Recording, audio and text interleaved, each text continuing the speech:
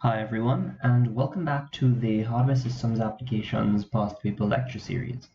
In this video, we will be looking at the May 2018 paper. Now, the format of this paper is much like the 2019 paper in that there are two sections, Section A and Section B. In Section A, we are given 4 short answer questions, and we are required to choose 3 of them. In Section B, we are presented with 2 design options or two case studies, and we will be required to choose one of those case studies and answer both questions 5 and 6 on those questions. So let us start looking at Section A of this paper. Even though we are required to answer 3 of these 4 questions, I will be going through all 4 of these questions.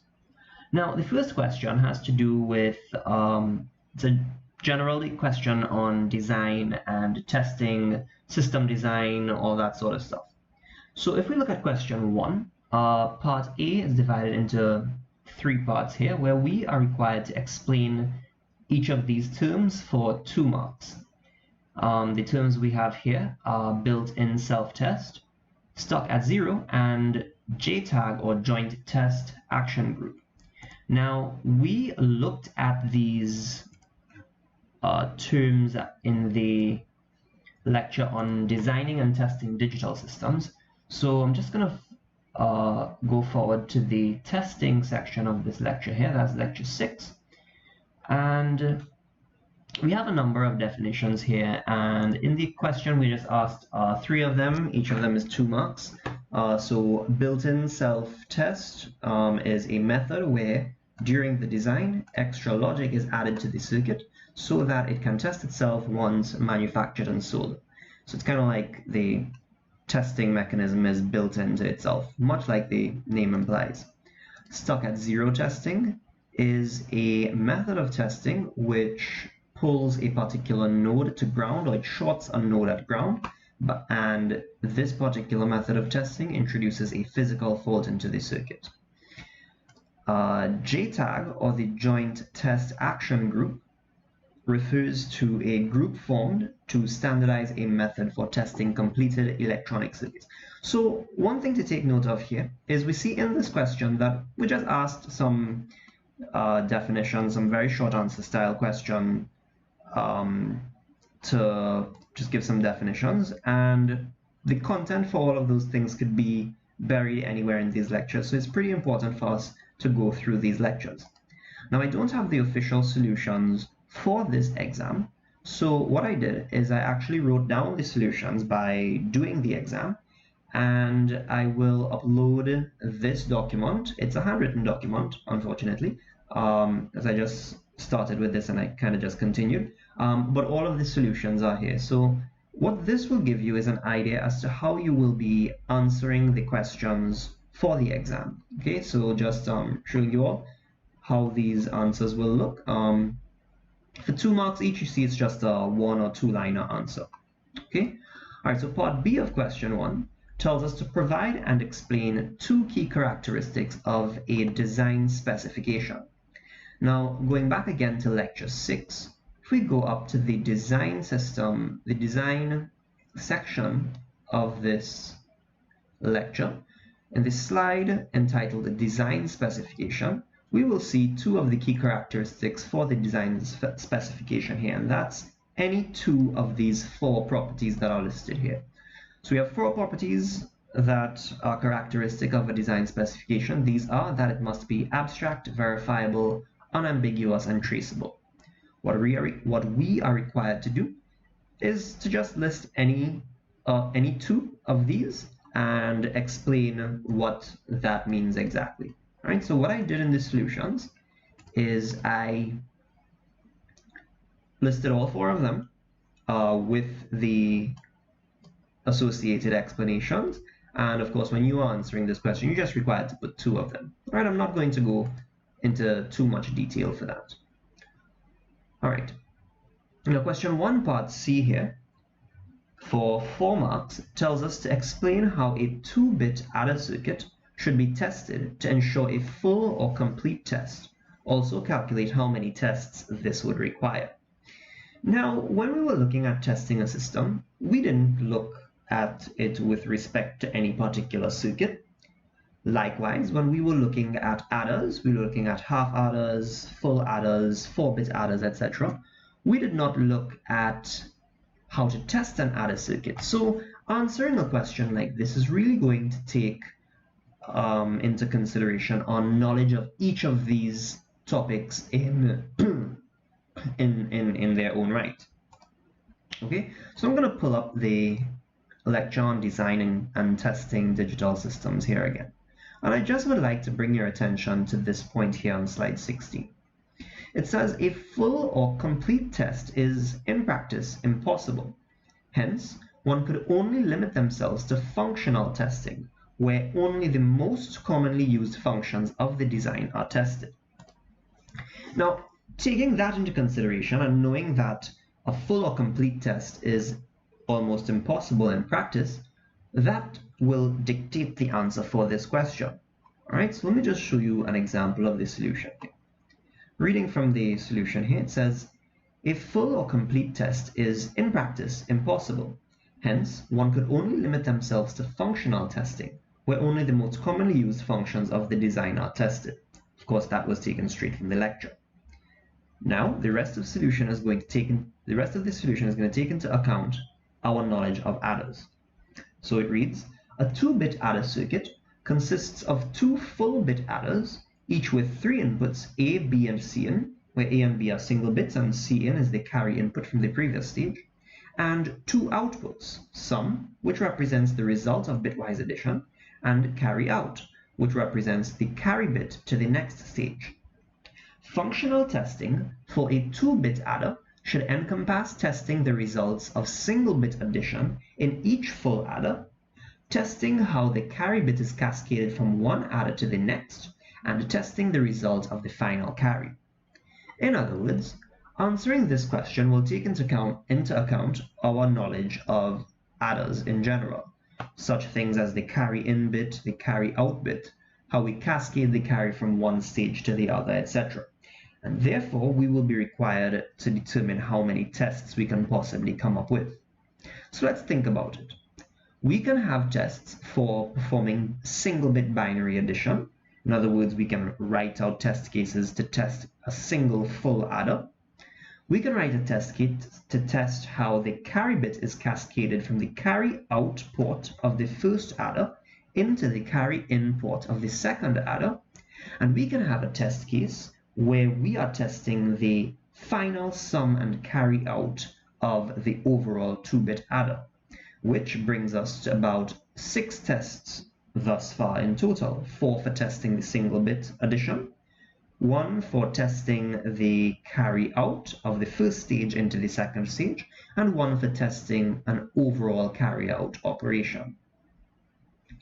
All right, moving on to part D of the question now. Part D is split into 2 parts here. The first part reads, explain why the concept of delta delays is essential to the simulation of VHDL. Now, to answer this question, we first need to understand exactly what is a delta delay. So in VHDL, we know that combinational code that we write is typically in the form of concurrent statements. Likewise, we know that when we are designing sequential code with multiple processes, these processes are also concurrent with respect to one another. Now, how exactly does VHDL achieve this concurrency or this illusion of concurrency? Well, that is where delta delays come into play.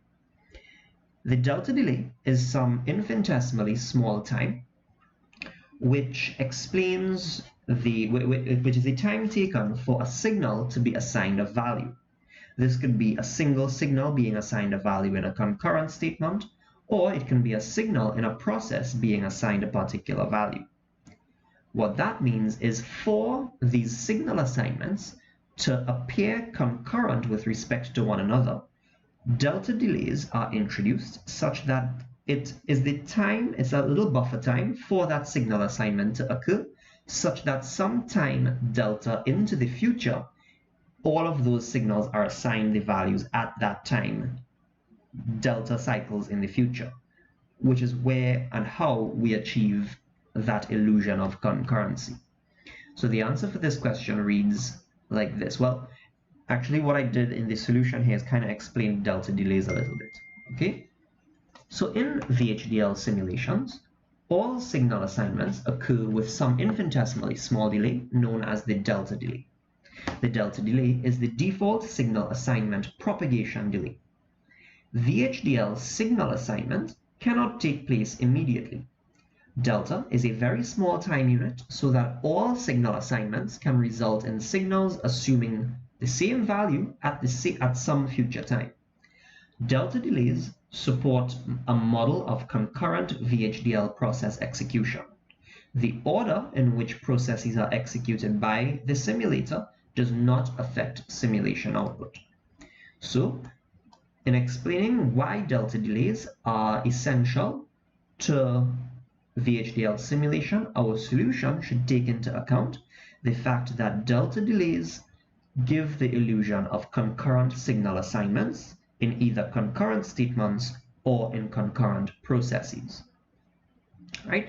Now, part 2 here says to explain the impact of delta delays on the design of test benches. So just reading this solution here, VHDL simulators use an event-based approach for executing VHDL code. Every time a signal changes, it is an event. Simulators use event scheduling to precisely model the behavior of VHDL code. If test benches are not designed in a synchronous manner, delta delays introduce unexpected results since the execution order of two or more processes is unclear. The simulator assumes some order and may evaluate the same process multiple times. In other words, what this simply means is that delta delays may introduce errors and glitches in test bench waveform simulations due to the fact that they introduce unexpected results. All right, and that basically takes care of it for question 1. As you can see, it's a read and regurgitate type sort of question where we kind of just learn some definitions off and answer the questions. Okay, not going to go into too much detail. I will post these solutions after. All of the content for this question would be in the lecture slides, both my lecture slides and the Greenwich Hardware Systems Applications lecture slides. So on to question 2 now. Question 2 again is one of those definition short answer style questions. So question 2 part A part 1 for 2 marks asks, what does the V in VHDL stand for? We know that the V stands for VHSIC, which in turn is an acronym which stands for Very High Speed Integrated Circuit. All right, so that's just 2 marks for that there. Part 2 asks us to explain the benefits of the separation between an entity and an architecture in VHDL design. Now we know that the entity just defines the input and output ports and a kind of black box of the system. The architecture, however, is what describes the functionality and exactly what goes on under the hood. The benefit of the separation between the entity and architecture parts in VHDL design is that it allows us to assign multiple architectures to a single VHDL entity. In other words, we can have one entity which achieves the same overall function, but which does so in differing ways. For example, using a data flow model versus a behavioral model versus a gate level approach, etc., which may lead to more efficient design. All right, so the solutions, of course, are here. Part 1 for the acronym, and part 2, which basically describes what we just talked about there.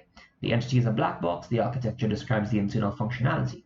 By separating entity and architecture in VHDL design, we can associate multiple architectures to one entity. All right, part B is also comprised of 2 parts, which are also short answer questions. So part 1 asks, name and describe the main disadvantage of using anti-fuse technology to create reconfigurable devices. Now, This is not a straightforward example in that we have explicit disadvantages of anti-fuse technology in the lecture notes. However, we need to look at the question to kind of intuitively figure out an answer. Now we know that anti-fuse programming technology consists of these fuses that we are required to blow in order to make connections so that when those connections are made, we can program the circuit. All right. Now the problem with this is that these fuses, once blown, cannot be unblown. In other words, once the programming is done, it cannot be reprogrammed, and it's referred to as one-time programmable technology. Therefore, if the question asks to describe the disadvantage of using it to create a reconfigurable device, well, as the name implies, reconfigurable devices are devices which can be programmed or configured more than one time, or like multiple times. All right. So if anti-fuse technology is one-time programmable, that's the disadvantage of it with respect to creating reconfigurable devices. And that's basically the answer there for 2 marks. Part B, part 2, asks us to briefly describe the purposes that SRAM technology is used for in an FPGA. Now, SRAM technology, from the lecture slides, says that it's used in most FPGAs to control the routing and configuration switches, as small LUTs, and as SRAM memory to buffer temporary data. All right, those 3 points account for the 3 marks for this question here. Of course, again, all of the answers are stated in this solution sheet here. All right, on to part C of question 2 now. In current FPGAs, there are multiple levels of local routing. Explain how these multiple levels work and why they were introduced. Now, we would not have covered this in our lectures in class. However, the answer for this and other such questions are contained in niche areas in the hardware systems applications notes. So if we actually read those notes in full, we would find the answer for this, and the answer is as follows. The multiple levels of local routing is achieved on multiple levels using special intra-CLB routing to keep routed signals as local as possible by optimizing the routing pattern to become more symmetric and reach more CLBs by passing less switch matrices. They were introduced to reduce the usage of costly global interconnect.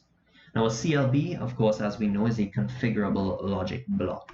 All right, let me just show you exactly where the solution to this can be found. In these lecture slides here, HSA Chapter 4 handout, towards the end of this lecture, which talks about current FPGA technologies and looks at actual case studies of the Altera boards and the Xilinx boards, it's stated in this section routing here. All right, which means that we probably would like to read through these lectures in some detail. All right. Part D asks us to explain how and why FPGAs fill the gap between microprocessors and ASICs. Now, an ASIC is, the acronym stands for Application Specific Integrated Circuit. And what an ASIC is, it's an IC which was created and programmed and designed for a specific purpose. Hence, it's called application specific. Now, it's a piece of hardware which is one-time programmable and not reconfigurable. Microprocessors, kind of like computers, phones, or microcontrollers, etc., as we know, are devices which run programming logical statements or software to execute software-based applications. It's not hardware. However, microprocessors have the benefit of the advantage of being reprogrammable. FPGAs, therefore, is kind of like the middle ground between ASICs and microprocessors in that they allow us to perform hardware design for specific applications. However, they are reconfigurable and reprogrammable, and we can program the FPGA board to achieve that hardware design, right? And that's the answer there for 4 marks. Essentially, to get these 4 marks, we will be required to explain what an ASIC is, what a microprocessor is, and how the FPGA bridges the gap between the two by stating the properties that it seeks to bridge. All right. Again, of course, that solution is stated here in the solution sheet. Part E of question 2 asks us, originally, the LUTs within SRAM-based FPGAs had 4 inputs. More recently, this changed. Explain the reason for this change and to what value it has changed. Now, the solution, of course, is stated here, and again, that's one of those niche questions that would be buried in the Greenwich notes. All right. So the answer is, the number of LUT inputs changed from 4 to 6. This was considered to be the best size for an LUT. When using the designs for customers and seeing what and how they fit best, and how they fit best to the new architectures with different sizes of inputs to the LUTs. The change was necessary because the area of silicon was no longer used efficiently. While there was lots of area for routing, the silicon itself started to have more free space due to ever-shrinking feature sizes. All right, so we answer the reason for the change, and we answer the value to which it has changed from 4 to 6, and it changed because of the extra silicon real estate. Which basically brings us to the end of question 2. Again, another short answer question where we just read the notes and kind of regurgitate the answers. So that brings us now to question 3, which is a more VHDL-based design type question. And this is where I will place more focus on in this video. All right, and the same thing goes for question 4. So what I'll do is I will pull up a Google Jamboard here for us to use as a whiteboard. All right, so question 3 asks us to write the complete VHDL code to implement the following design. Now, you may be asking yourself, why is this 4 marks? Because it's just for us to write a single line of VHDL. Well, the 4 marks kind of comes in here due to the fact that we need to know Boolean algebra in order to be able to decipher this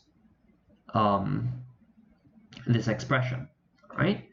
So Boolean algebra, we have some symbols, some special symbols which are used, and these include I'm going to use symbols A and B. Okay, so this is A ANDed with B, this is A ORed with B, this is A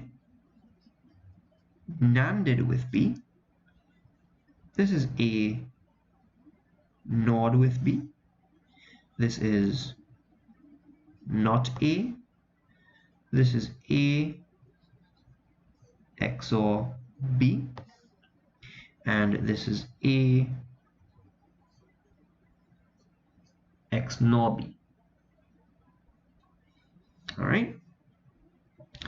Now, how this works is, let's assume we have A and B going into an AND gate here. Let's assume this is A and B going into an OR gate here. This is A and B going into a NAND gate here. Here we have A and B going into a NOR gate. Here we have A passing through an inverter or a NOT gate. Here we have A and B going into an exclusive OR gate. And here we have A and B going into an exclusive NOR gate. All right, so let me just write these operations on the side here. Hang on.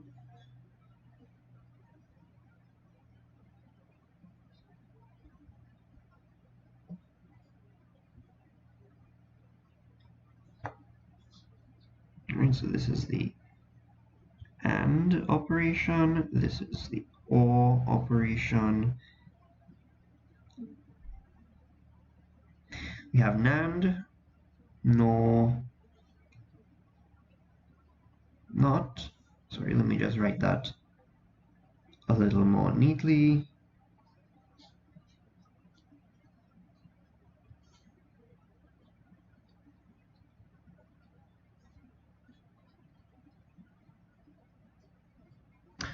All right.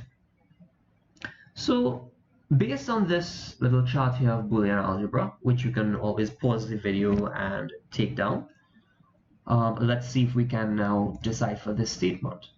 Okay. So this reads as follows. It says, and of course the brackets here are pretty important. Okay. So we have this overall statement in brackets here, which is OR with the signal E. And we know that it's the OR operation because of the plus sign there. So this is now A ANDed with B, XORed with C XOR D, right? All of which is ORed with signal B.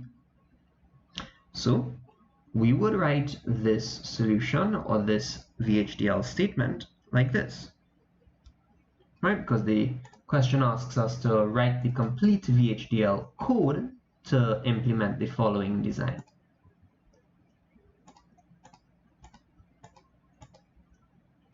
All right. Now, in writing the complete VHDL code, might want to write the entity and architecture. All right. Actually, in the solution, I have it as just writing the single line of code of VHDL here, all right, which is, and let me write it out here for you. It is going to be X is assigned the value of A and B in brackets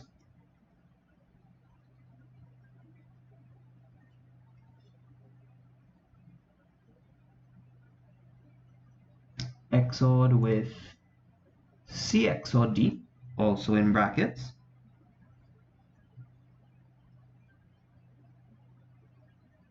right? I'm going to have a closed brackets corresponding to this open bracket here for this overall statement here. Then I'm going to OR that with the value E. All right. So that is basically what that line of VHDL code is going to look like.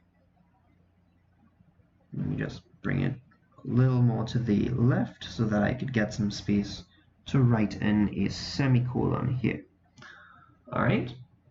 Now, based on this, if we were to write out a full piece of VHDL code for this, and we had to write an entity and an architecture, etc., we could assume this to be a symbol, a unit or a design, sorry, with 5 inputs, A, B, C, D, or E, and E, 1 output X, and our entity would therefore probably look something like this, right?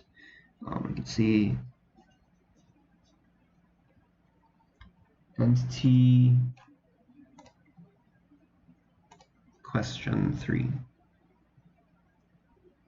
is,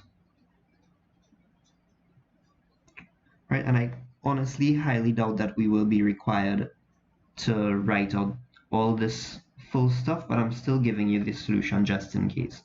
All right, now of course I don't know the answer to that question because I don't actually have the solutions for this paper, but just for the sake of looking at it to be safe, let's just take a look at this. All right,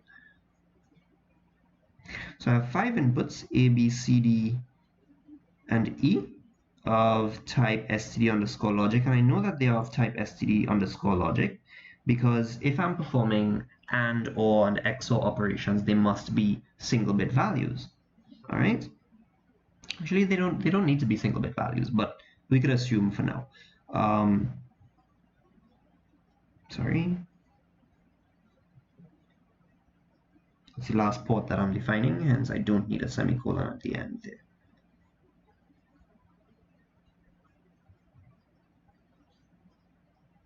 right? And of course, if I'm writing an architecture for this, it would be a data flow architecture.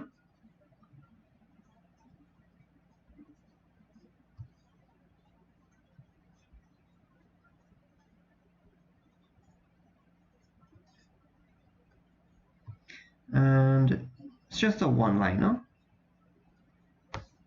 which is the same statement that we wrote on the previous slide. X is equal to A ANDed with B, XORed with C, XOR D, ORed with E, and we just end off our architecture there. And that's pretty much it. Right? Now, I feel like this may be more worth the 4 marks, or I'm not sure if the 4 marks is because we are required to interpret the Boolean algebra based on a chart, something like this, okay? But just take note of each of the potential solutions. In the solution sheet, I would have written only the single line of code there. All right, now question 3 part B has an 8-mark question here, and it asks us to draw the circuit diagram that corresponds to the following VHDL code. So let's take a look at this VHDL code here. We have an entity which lists to us the input ports and the output port. All right, so we have 5 inputs, 1 output, and we have a number of signals here, K, L, M, N, O, and P, and we are told the operations which assign values to these signals, and then we are told how the signals then flow to the output here. So we are required to draw a circuit corresponding to this entity here, to this architecture here. So let me pull this to the side a little bit, make this side of the window a bit larger, to make the font here a bit smaller, and let's start drawing the circuit diagram corresponding to this code.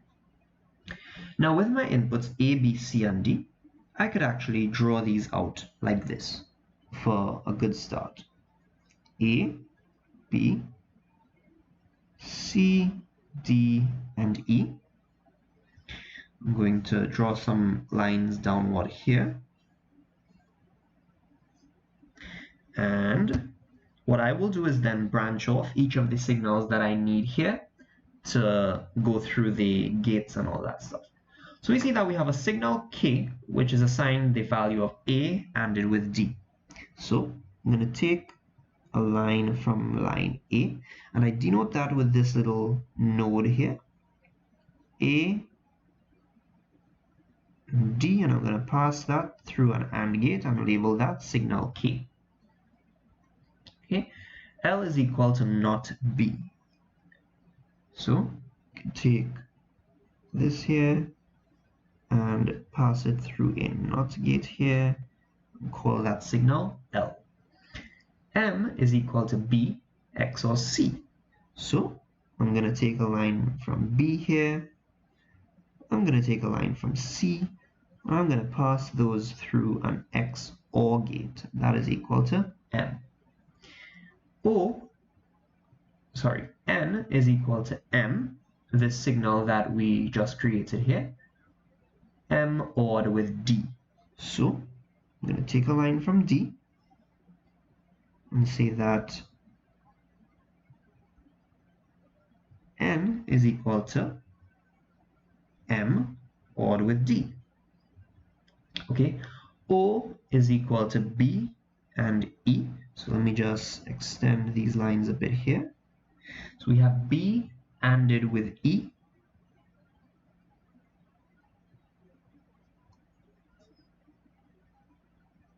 And that is equal to the signal O. And I have P is equal to not C and O. So I can treat this in one of two ways. I could take C and pass it through an AND gate with the signal O, and then pass the output of that through a NOT gate like this. So let me just expand the line for C here, pull this line from C, pass it through an AND gate, and then pass it through a NOT gate, kind of like this. All right, so I AND them together, and then I NOT the result of that AND gate and label that P. However, if we remember that an AND gate followed by a NOT gate, or an AND gate followed by an inverter, is just a NAND gate, then I can reduce this operation to say that P is equal to C NANDed with O. So I can reduce my circuit to look something like this. P is equal to C NAND O. Right? And finally, I have signal X, which is equal to K or L or M or P. Now, I believe that there's a typographical error in the question itself, in that they kind of just left this signal N floating here, and they're only taking K, L, M, and P into account. So what we will do because of that is, well, we are going to follow the code. Right? So we're going to say K or L or M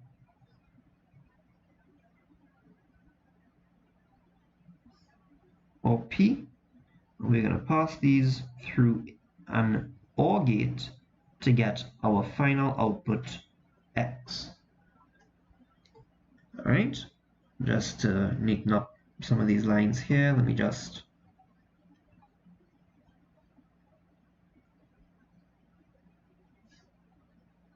and of course you don't need to do this, I'm just doing this for my sake.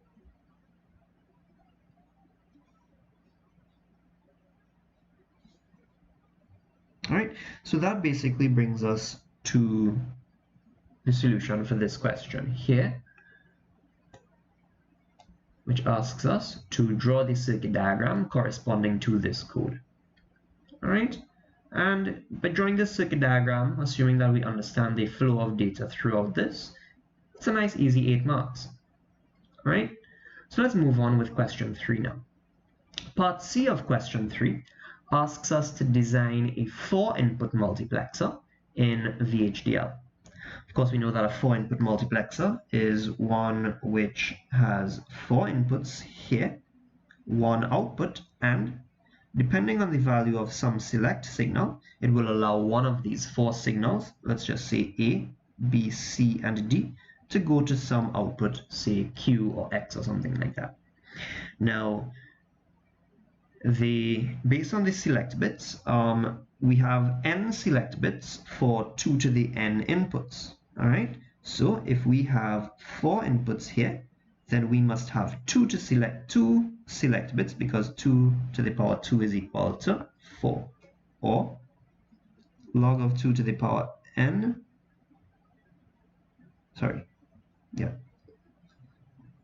log of 4 to base 2 is equal to n. All right, log of 4 with the base 2 is equal to 2, so that tells us the number of select bits. So we must have 2 select bits here. All right, now the solution for this, I'm just going to go through in the past paper solution sheet here. And of course we have the solutions to this in the lecture slide here. We looked at 2 different ways that we can create a 4-to-1 multiplexer. For this solution, I followed this method here, which uses the with select statement. All right, just to show you all what this does, we have in our entity design, we have 4 inputs A, B, C, and D, 2 select bits, cell 0 and cell 1, and an output Q. Our architecture, first of all, assigns a value to some signal called cell based on the values of cell 0 and cell 1. So when cell 0 and cell 1 are 0, 0, we say that cell is going to be assigned the value of 0.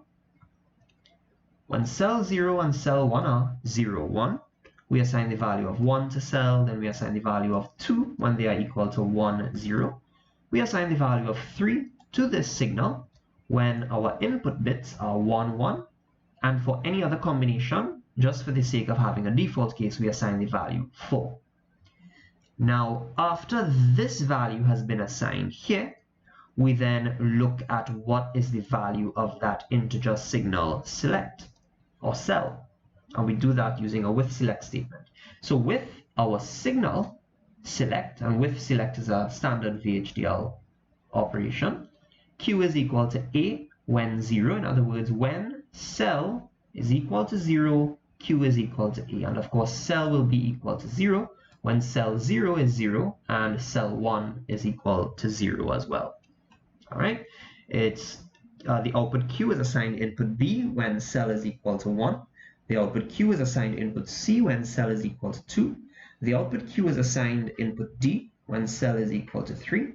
And when it's anything but any of these three values, when the signal cell has any other value, we assign a high impedance value X to our output Q. That basically takes care of the architecture for this multiplexer. All right. Of course, again, I will be uploading this, and this, of course, was taken straight from this lecture on conditional statements in VHDL. All right. Going through this lecture, we know that there's a second way to write code for the 4-to-1 multiplexer, and that skips this intermediate conditional signal assignment section here and goes straight into saying with cell select Z is equal to A when cell is 0, 0, B when cell is 0, 1, C when cell is 1, 0. The difference here, however, is that cell is some standard input logic vector that is 2 bits wide. Hence, we can treat the values like this: 0, 0, 0, 1, 1, 0, 1, 1, etc. In the previous case, we were looking at 2 separate select bit values. Okay. So that brings us to the end of question 3. As you can see, this was more on the side of design and a little more application of the theory as opposed to reading and regurgitating definitions. All right. And question 4, likewise, is very much a design-based question. Now, question 4 actually has a finite state machine question in there. So part 1 of question 4, for 4 marks, asks us to design a state machine diagram that provides a high output when the following sequence is provided on the input. That sequence is 1, 0, 1. The design should only trigger on unique sequences without overlap. And what we mean by without overlap is that a sequence like this, 1, 0, 1, 0, 1, 0, 1, will only trigger twice for this sequence of 1, 0, 1 and this sequence of 1, 0, 1, and it does not take into account the overlap in the middle here. All right, so let's switch to the Jamboard to see how we can write code, or design the state transition diagram for this finite state machine. All right, so the sequence that we would like to detect is 1, 0, 1. Now I am going to draw a more state diagram here. All right, and that is the, if we remember, is the finite state machine which has the outputs specified inside of the input bubbles. Now, when drawing a state transition diagram for more FSM, we have some general steps that we can follow for sequence detectors. So if the sequence we would like to detect is n bits, right? So for an n-bit sequence,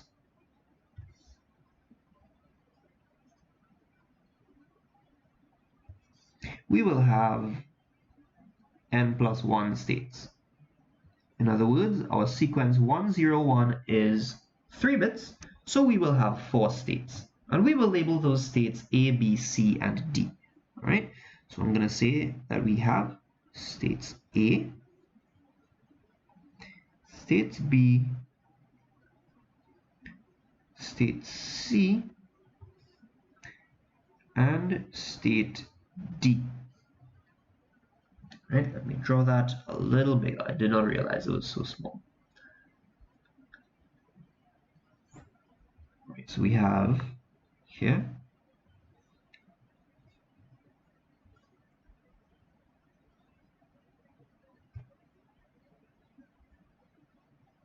states A, B, C, and D.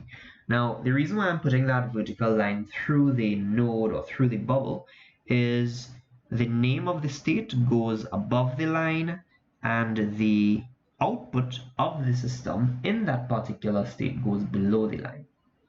So one thing I would like to reiterate before we even start looking at the finite state machine diagram is this system, if we were to draw this system that is implementing this sequence detector, we don't have inputs A, B, C, and D here, you know. A, B, C are not inputs into the system. They are just names of states in which the system can exist. We only have in this system one input, and I could just call that, I'm going to call it input val. And we have one output val. Of course, because it's a finite state machine, we are going to have a clock signal, and we are going to have a reset signal. And this input val input is 1 bit wide, and it receives 1 bit at a time. And when it receives the sequence 101, our output val is going to go high. For any string of inputs that does not match the sequence 101, our output will be low. So let's just say, for example, I have 1001. That does not match the statement 101. So as those bits progress inside of there, my input is still going to be 0. All right. So how we approach this Moore FSM is we first write or draw the arcs or the transitions for the expected sequence. So we know that only when we receive on our input the inputs 1, 0, 1, then I will transition to the next stage. And that input sequence 101 takes me to my final stage. And because I'm in that stage, and because I reached to that stage based on this input sequence, that is the state in which my output is high. In each of the other states, my output will be low, because in each of those states I have not yet received the input sequence 101. Now we can assume that our initial state is A, and of course we denote our initial state using the dot with the arrow, which is typically triggered by a reset signal. All right, so what this means is that the arcs that we have shown here take into account a 1 going into the system, followed by a 0 going into this system, followed by a 1 going into this system. All right, now let's take into account this particular case. Before I receive my sequence 101, my system is getting a series of inputs that looks like this: 0, 0, 0, 0, 0, and just a bunch of zeros over and over before it potentially gets a 1. Now I know when I reach to this 1 here, that is when I'm going to transition to the next state. Initially, on startup, say my system starts up at this point here, I'm going to be in state A. What happens when my system is in state A and I am receiving a sequence of zeros, which, as we know, does not conform to the sequence 101, because in this sequence, my first bit is a 1. And that 1 is what allows me to transition to this state B here. So what that means is when I'm in state A and I'm getting a set of zeros, I want to wait in that state until I get an input 1. So what that means is that when I'm in state A and the input to my system is a 0, I'm going to stay in that state. Now let's say after I have received this first 1 here. What that means is that it could be the start of a potential 101 sequence. All right, so when I receive this 1 here, I'm now in state B. All right, when the system is in state B, I know if I receive a 0, that will be the second bit of the expected sequence and will allow me to transition to the next stage here. Hence, a 0 input on this arc allows my system to transition from state B to state C. However, what would happen if my input here was after this first one, when I'm in state B? What about if I get another one or a series of ones thereafter?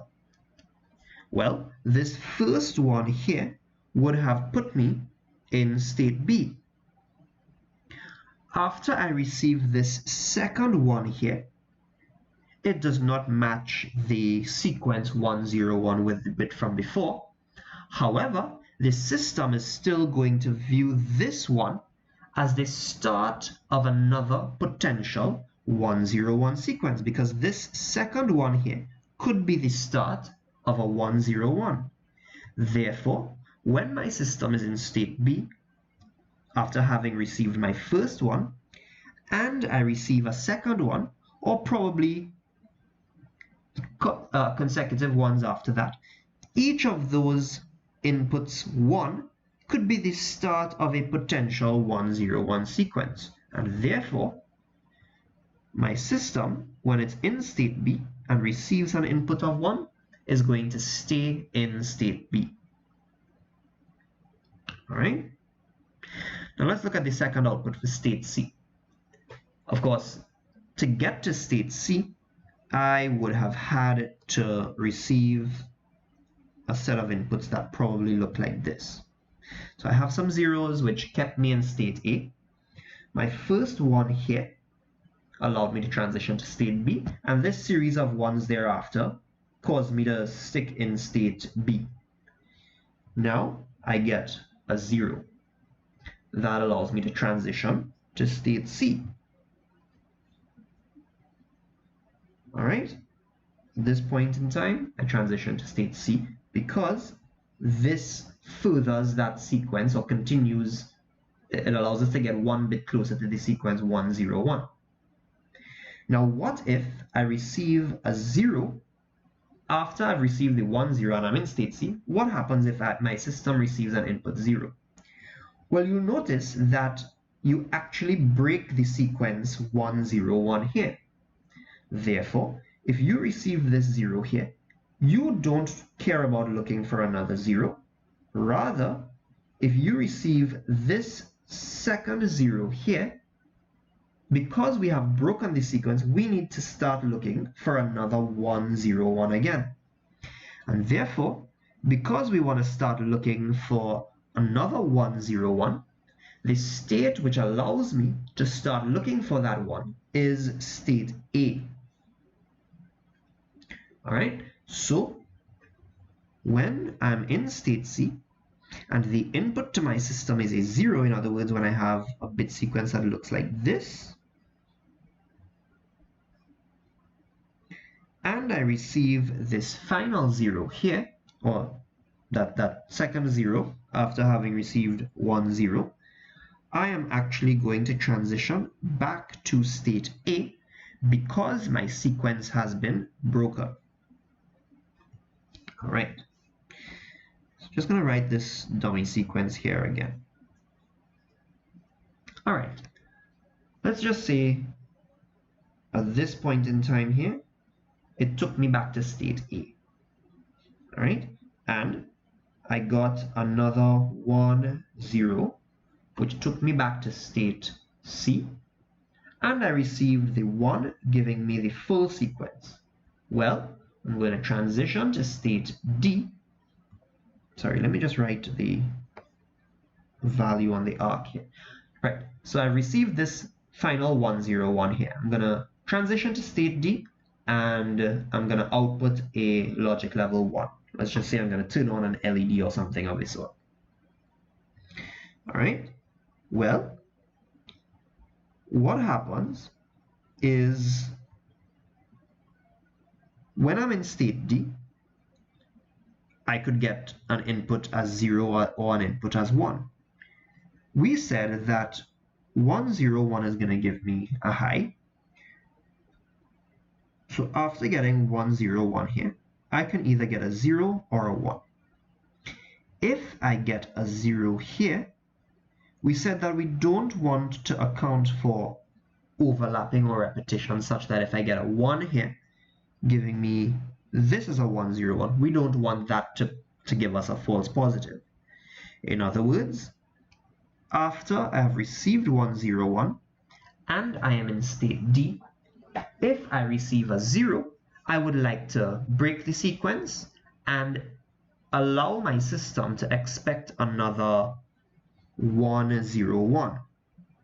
Therefore, what that means is that when I'm in state D and I receive a 0, I would like to go back to state A, which is going to allow me to look for another 101.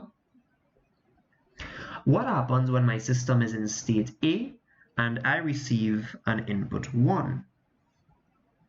Well, this could be the start of a sequence 101, which is a valid input sequence, because if I have 101 followed by 101,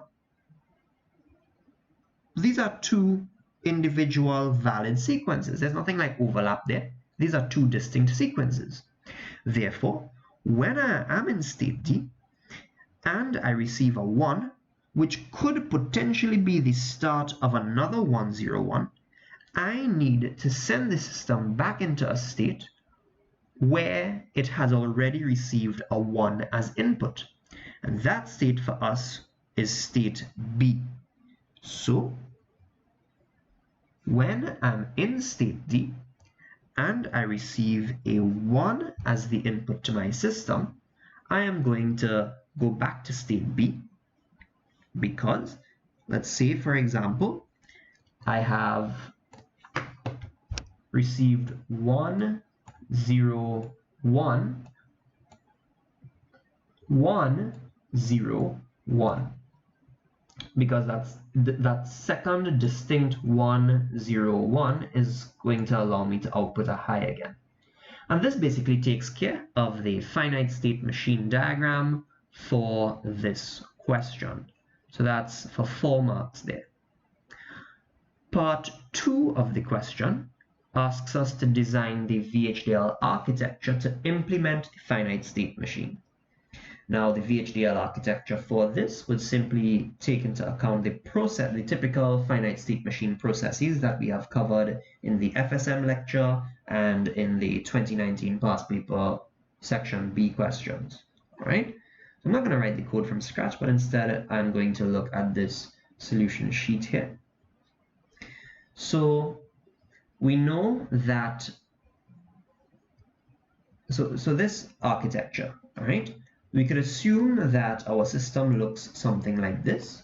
We have 3 inputs: our input val, our clock, and our reset. Of course, we need our clock and reset because it is a sequential system, and FSMs always operate on clock and reset signals. And we have one single output val. So we could assume we have some entity which defines this system. We were not asked to write the entity, therefore we do not need to waste time in an exam to write the entity. The architecture, however, is what is important to us. We know that when we are writing code for an architecture for a finite state machine, we need to firstly define a new data type called state.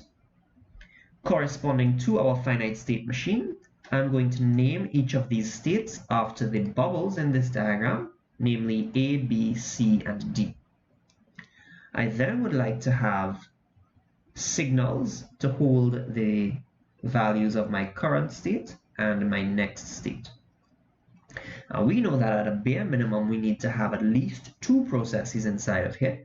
One which takes care of my next state logic, in other words, what is the next state that I'm going to go to, and one which takes care of the actual transitions on a rising clock edge. I also added in a third process here which takes care of outputting that value 1 when I'm in state D. So let's look at these processes in a little bit of detail. So my first process here, next state logic, takes into account changes in the current state and the input value here. All right.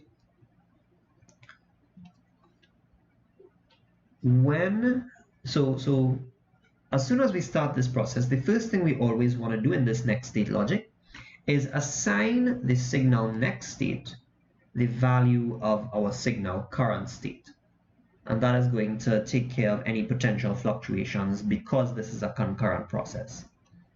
All right, and then we look at the different cases. So case when current state is A, B, C, and D. So when my current state is equal to A, if input val is equal to 1, then my next state is equal to B.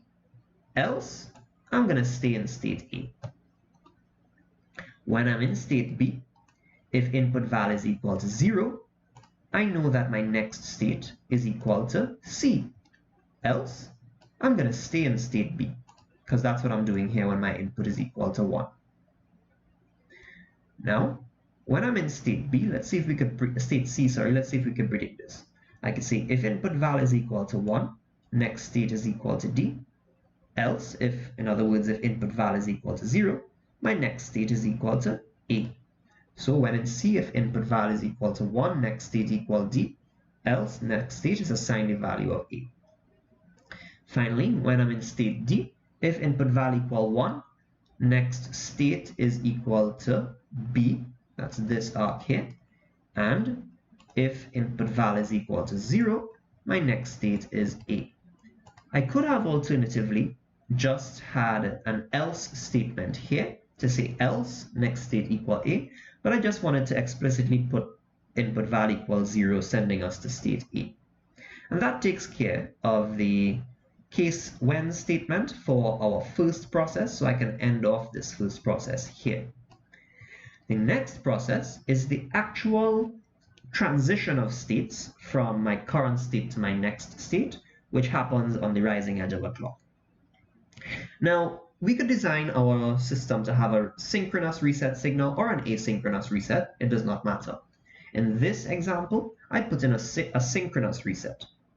We know that it is a synchronous reset because it is embedded as an if statement inside of the clock's if statement. In other words, it is dictated by the clock and does not supersede the clock. And we can see from the condition here, because it says if reset is equal to 1, that it is an active high synchronous reset. So if reset is equal to 1, I want my current state to be what we denoted in the diagram to be our initial state A here. So if reset is equal to 1, current state equal A. Else, if reset is equal to 0 and I'm on a rising clock edge, then my current state is equal to my next state. I have an end if statement to end off the inner if statement here, and I have an end if statement to end off the outer if statement here. And that takes care of this second process. The third process could have probably been embedded somewhere in the first process, but I just wanted to have this explicitly here as a third output process. This process, of course, will only be sensitive to changes in current state, and all it's going to do is check to see if the current state is D, my output val is equal to 1. Else, my system is going to output 0. Right? That basically takes care of the architecture for that finite state machine, and that was a nice 8 marks there for us. So we can move on now. Part B of question 4 asks us to write the VHDL process for a D flip-flop that uses a sensitivity list. Now, we know that we have learned to write processes, and for D flip-flops we learned to write the entity and the architecture for multi-bit D flip-flops with different configurations and different permutations of active high reset, active low reset, synchronous set, asynchronous sets, etc., etc. Right? What this question is asking us for is just the process which is inside the architecture itself. So that's going to look something like this. I'm going to state that I'm assuming that I'm using an asynchronous active high reset, and the process is basically going to look at if my reset is equal to 1, my output Q is equal to 0. I could assume that it's a single bit D flip-flop. Else, if clock dash event and clock is equal to 1, then Q is equal to whatever is the input D. And it's just the process for a D flip-flop. All right? One of the important things to note here is they tell us that the process must include a sensitivity list. That will first of all dictate that we are going to have a sensitivity list after the process here, and it tells us that our process cannot have wait statements. Normally we know that we can write code for a clock signal or to check for the clock using a wait statement, but this just takes care of using a sensitivity list, which is the method that we're accustomed to. Part C of question 4 asks us to explain which signals should be in the sensitivity list of the process and why. Well, generally speaking, we know that the sensitivity list of a process defines which signals that the process should execute when there's a change in that signal. In other words, those are the signals which the process is sensitive to. And generally speaking, the sensitivity list of a process should always contain the signals that are being read. So the answer for that question, explain which signals should be in the sensitivity list of the process. Well, the signals which should be in the sensitivity list of the process are those which are read or monitored inside the process. Why? Because when their values change, we want to wake up the process to reevaluate what the potential new state of the system could be, what the potential new output of the system could be. All right? So just reading from the solution here. The sensitivity list of the process contains signals which cause the process to be reevaluated. Therefore, all signals that are read within the process must be in the sensitivity list, such that when there is a change in that signal, the process is awoken or evaluated. And that brings us to the end of section A. This solution sheet only takes care of solutions for section A. I will upload this video together with the solution sheet, and I will upload 2 separate videos for the questions in section B. All right, thanks for watching, and see you in the next video.